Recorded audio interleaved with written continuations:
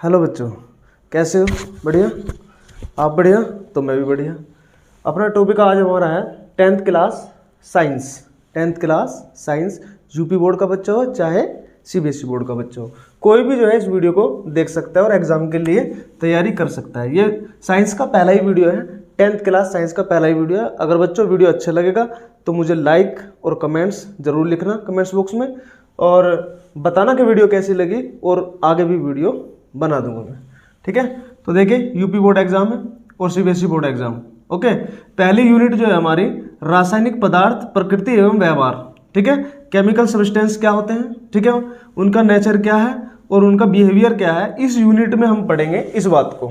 ठीक है, chemical substance क्या होते हैं, प्रकृति उनकी क्या होती है, मतलब नेचर क्या है उनका, और उनका बिहेवियर कैसा है, ये यूनिट का नाम है। इस यूनिट में 5 चैप्टर हैं, 1 2 3 4 5। क्या पहला है केमिकल रिएक्शंस यानी कि रासायनिक अभिक्रियाएं, अम्ल, क्षार और लवण सेकंड चैप्टर, एसिड बेस और साल्ट, एसिड बेस और साल्ट। उसके बाद है तीसरा chapter metal and non metal यानी कि धातु एंड अधातु। नंबर 4 कार्बनिक यौगिक ऑर्गेनिक कंपाउंड्स। ठीक है, नंबर 5 तत्वों का आवर्ती वर्गीकरण यानी कि classification of elements, classification of elements. ये आपका आएगा 20 मार्क्स का। कितने मार्क्स का? ये 5 चैप्टर कितने मार्क्स के हैं आपके? 20 मार्क्स के। ठीक है बच्चों, अब इन्हीं चैप्टरों में चैप्टर नंबर 3 और चैप्टर नंबर 5 में यूपी बोर्ड एग्जाम में कुछ सिलेबस जो है कटा हुआ है। ओके, यूपी बोर्ड एग्जाम में ये मेटल और नॉन मेटल में से कुछ कटा हुआ है पार्ट, और चैप्टर नंबर 5 में क्लासिफिकेशन ऑफ एलिमेंट्स यानी कि तत्वों के आवर्ती वर्गीकरण में कटा हुआ है। समझ गए? लेकिन सीबीएसई बोर्ड में नहीं कटा हुआ है। समझ गए? ये 2023 एग्जाम की तैयारी होती है, 2023 2023। ठीक है, तो इसमें जो पहला चैप्टर है वो मैं कराने जा रहा हूँ। उसमें देखिए चैप्टर का नाम है केमिकल रिएक्शंस। सबसे पहले आप लोगों को पता होना चाहिए कि केमिकल्स रिएक्शन क्या होती है, यानी कि रासायनिक अभिक्रियाएं क्या होती हैं। सब उससे भी पहले पता होना चाहिए आपको कि पदार्थ है क्या। ठीक है, सब्सटेंस जो होता है वो होता क्या है। पदार्थ किसे कहते हैं बच्चों? पदार्थ क्या होता है? पदार्थ वह होता है जिसमें बाहर होता है, जिसमें बाहर होता है और जो जगह घेरता है। ठीक है, जो स्थान घेरेगा और जिसमें क्या होगा? बाहर होगा, उसे क्या कहेंगे? पदार्थ कह देते हैं। दुनिया में हर वस्तु क्या है? एक तरह का पदार्थ ही होता है, एक तरह का सब्सटेंस होता है, और उसको कहते हैं, द्रव्य भी बोल सकते हैं, द्रव्य। ठीक है, मैटर बोलते हैं उसको। ओके, द्रव्य भी कह देते हैं। अब ये 3 रूप में पाया जाता है, ठोस, द्रव और गैस। इसकी 2 अवस्थाएं और होती हैं, वो अगली क्लास में पढ़ोगे आप। ओके, यहाँ पे 10th क्लास में आपकी 3 ही स्टेट, ठोस, द्रव, gas, solid, liquid and gas. तो यहाँ पे 9th क्लास में आप लोगों ने पढ़ चुके हैं, पदार्थों के बारे में जो है पढ़ चुके हो आप 9th क्लास में। यहाँ पे चलेगा अब केमिकल रिएक्शन क्या होती है। देखिए, वे रासायनिक अभिक्रियाएं, वे अभिक्रियाएं जिनमें एक या अधिक पदार्थ मिलकर नया पदार्थ बना लेते हैं। क्यों भाई? एक पदार्थ दूसरे के साथ मिलेगा और क्या बना लेगा? नया पदार्थ बना लेगा। समझ गए? जो नया पदार्थ बनेगा उसके गुण किसी भी तरीके से जो है पहले वाले पदार्थ के गुणों से मैच नहीं करेंगे। तो ऐसी अभिक्रियाएं क्या कहलाती है? रासायनिक अभिक्रियाएं कहलाती है। जैसे बने पदार्थ के गुण पहले वाले पदार्थ से अलग हों, तभी हम उसे क्या बोलेंगे? केमिकल रिएक्शन यानी कि रासायनिक अभिक्रिया। ठीक है बच्चों, यह है रासायनिक अभिक्रिया यानी कि केमिकल रिएक्शन। अब देखिए एग्जांपल क्या है, जैसे कार्बन और ऑक्सीजन दोनों मिले और दोनों ने मिलकर क्या बना लिया? कार्बन डाइऑक्साइड बना लिया। ओके, नया पदार्थ बन गया। तो ये क्या हुआ? एक तरह से केमिकल रिएक्शन। अब एक बात बताओ, इस चिन्ह से इधर वाला जो पार्ट होता है उसको क्या कहेंगे बच्चों? अभिकारक। क्या कहेंगे? अभिकारक या अभिकर्मक भी बोल सकते हैं, अभिकर्मक, अभिकारक। और ये जो पदार्थ हमारा बना है, इस चिन्ह के आगे तीर का जो निशान है इसे टेंड्स टू बोलते हैं, tends to, tends to, tends to. Okay, tends to equal to ये भी बोल सकते हैं। कार्बन और ऑक्सीजन मिलकर CO2 बना रहा है, तो ये क्या बना हमारा? उत्पाद। हिंदी में कहेंगे उत्पाद और इंग्लिश में कहेंगे बच्चों प्रोडक्ट। इसको क्या बोलेंगे? प्रोडक्ट। इंग्लिश में क्या बोलेंगे? प्रोडक्ट। ये बात समझ में आ गई? अब ये एग्जांपल याद ना रहे तो इसको याद कर लेना। 2H2, हाइड्रोजन और ऑक्सीजन दोनों ने मिलकर क्या बना लिया? जल बना लिया। तो जल के गुण इनसे अलग है बिल्कुल। हाइड्रोजन की प्रॉपर्टी अलग है, ऑक्सीजन की प्रॉपर्टी अलग है, और जल की जो प्रॉपर्टी है, वाटर की प्रॉपर्टी क्या होती है? बिल्कुल अलग होती है। ये बात समझ में आ गई ना? तो बच्चों यहाँ पे हाइड्रोजन और ऑक्सीजन मिलकर क्या बना रहे हैं? जल बना रहे हैं। समझ में आ गई बात। तो रासायनिक अभिक्रिया क्या होती है, जब दो पदार्थ आपस में मिलेंगे, मिलकर जो है नया पदार्थ बना लेंगे, ठीक है, या ये भी कह सकते हैं वे अभिक्रिया जिनमें एक या अधिक पदार्थ आपस में मिलकर नया पदार्थ बनाएंगे, उनको क्या कहेंगे, रासायनिक अभिक्रिया। अब चलते हैं इन रासायनिक अभिक्रियाओं के क्या प्रकार होते हैं। Okay, types of chemical reaction, types of chemical reactions. पहला टाइप है इसका संयोजन अभिक्रिया, कॉम्बिनेशन रिएक्शन। कॉम्बिनेशन, जैसे नाम से पता चल रहा है कॉम्बिनेशन हो रहा है भाई। दो कॉम्बिनेशन किस किस में होगा, या तो दो वस्तुओं में होगा, या फिर तीन वस्तुओं में होगा, या फिर चार वस्तुओं में होगा। ओके, तो जब दो वस्तु आपस में मिलेंगी तो मिलकर क्या बनाएंगी, एक बना लेंगी। समझ गए। मान लिया एक तो है क्या, साउथ अफ्रीका का तो है जेंट्स, और दूसरे देश की कोई मान लिया लेडीज है या गर्ल, लड़की है, ठीक है, लड़की और साउथ अफ्रीका क्या होगा, लड़का होगा। दोनों ने मिलकर क्या कर लिया, कॉम्बो, क्या बना। या एक हिंदू है और एक मुस्लिम को ले लीजिए, तो वहाँ पे भी जो है क्या होगा, मान लिया उनसे जो संतानें पैदा होंगी वो क्या होंगी, कॉम्बो कहलाएंगे, कि दोनों का मिक्सचर। तो ये हो जाएगा हमारा रासायनिक अभिक्रियाओं के प्रकार में। संयोजन अभिक्रिया क्या होती है बच्चों, कॉम्बिनेशन रिएक्शन, वह अभिक्रिया जिसमें एक से अधिक पदार्थ मिलकर क्या करेंगे, एकल उत्पाद बनाएंगे। दो पदार्थ आपस में मिले और एक बना लिया, दो पदार्थ आपस में मिले एक बन गया, दो पदार्थ आपस में मिले एक बन गया। तीन भी मिल सकते हैं, तीन मिलके एक बना लो, उसे भी क्या कहेंगे, कॉम्बिनेशन रिएक्शन। या फिर कह सकते हैं CaO plus H2O tends to CaOH को होल ट्वाइस। CaO क्या है, बिना बुझा चूना, बिना बुझा चूना। ये फॉर्मूला बच्चों याद रखना, इंपॉर्टेंट फॉर्मूला CaO। और ये क्या है, बुझा हुआ चूना,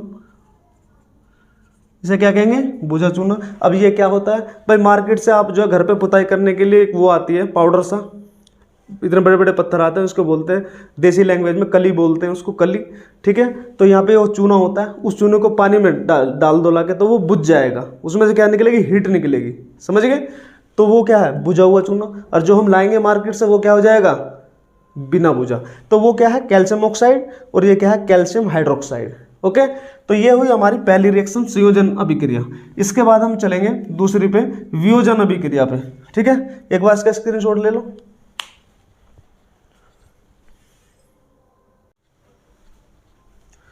अब दूसरे नंबर की देख लो, वियोजन अभिक्रिया, ठीक है बच्चों।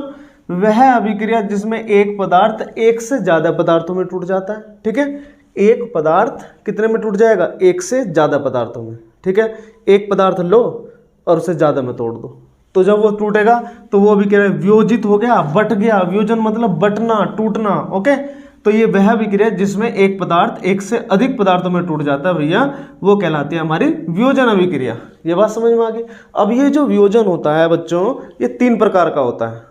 वियोजन तीन प्रकार से किया जा सकता है। एक का नाम है ऊष्मीय वियोजन, दूसरे का नाम हमारा क्या है, विद्युत वियोजन, और तीसरे का नाम है हमारा प्रकाश वियोजन। प्रकाश के द्वारा भी टूट सकता है पदार्थ, और विद्युत के द्वारा भी टूट सकता है पदार्थ, और किसके द्वारा टूट सकता है, ऊष्मा के द्वारा। देखिए, ऊष्मा के द्वारा जब पदार्थ टूटता है तो उसको क्या कहते हैं, ऊष्मीय वियोजन। क्या बोलते हैं उसको, ऊष्मीय वियोजन। समझ गए।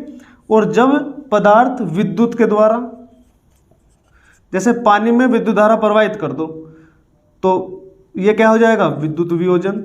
तो हाइड्रोजन अलग हो जाएगी और ऑक्सीजन अलग हो जाएगी। ओके, तो इसको बोलते हैं विद्युत वियोजन। ऊष्मीय वियोजन में क्या, कैल्शियम कार्बोनेट, ये किसका फॉर्मूला है, कैल्शियम कार्बोनेट का बच्चों। कैल्शियम कार्बोनेट को जब गर्म किया जाएगा तो क्या बनेगा, बिना बुझा हुआ चूना बनेगा CaO, और कार्बन डाइऑक्साइड गैस बनेगी। ओके, कार्बन डाइऑक्साइड गैस निकलेगी। जब गर्म करेंगे तो ये तो कार्बन डाइऑक्साइड का धुआं निकल जाएगा, और ये क्या बचेगा हमारे पास, CaO, यानी कि बिना बुझा हुआ चूना। इससे पहले भी बताया था। इसके बाद है प्रकाश वियोजन। इसको क्या कहेंगे, प्रकाश वियोजन। तो बोर्ड में आपको जब बोर्ड में क्वेश्चन आएगा तो वो आपसे केवल ये पूछेगा, वियोजन अभिक्रिया लिखिए और उसका एग्जाम्पल दो। इन तीनों में से कोई सा भी एग्जाम्पल दे सकते हो। एक, तीनों देना चाहो तो सोने पे सुहागा, ठीक है। एक भी दो दोगे तो नंबर नहीं कटेंगे। ओके, ये बात ध्यान रखनी है आप लोगों को। एग्जाम्पल नंबर 1, कैल्शियम कार्बोनेट, उस गर्म करोगे उसमें वियोजन। कार्बन डाइऑक्साइड गैस बाहर। विद्युत वियोजन, जल को जब गर्म करोगे किसके द्वारा, विद्युत धारा प्रवाहित कर दो तो क्या बनेगा, हाइड्रोजन अलग और ऑक्सीजन अलग हो जाएगी। इसके बाद प्रकाश वियोजन, प्रकाश की उपस्थिति में जब इसमें प्रकाश डालोगे AgCl पर तो Ag अलग और क्लोरीन अलग। Ag क्या है, सिल्वर। Ag क्या है, सिल्वर। समझ गए। तो ये है हमारी सेकंड रिएक्शन, वियोजन अभिक्रिया। पहली क्या थी, संयोजन, दूसरी क्या है, वियोजन। संयोजन में क्या होता था, दो पदार्थ मिलकर एक बनाते थे। वियोजन में क्या होता है, एक पदार्थ मिलकर दो या दो से ज्यादा में टूट जा। एक पदार्थ कितने में टूट जाएगा, दो में या दो से ज्यादा में। इसके बाद हम चलते हैं तीसरे नंबर की रिएक्शन पर, वो होती है विस्थापन अभिक्रिया।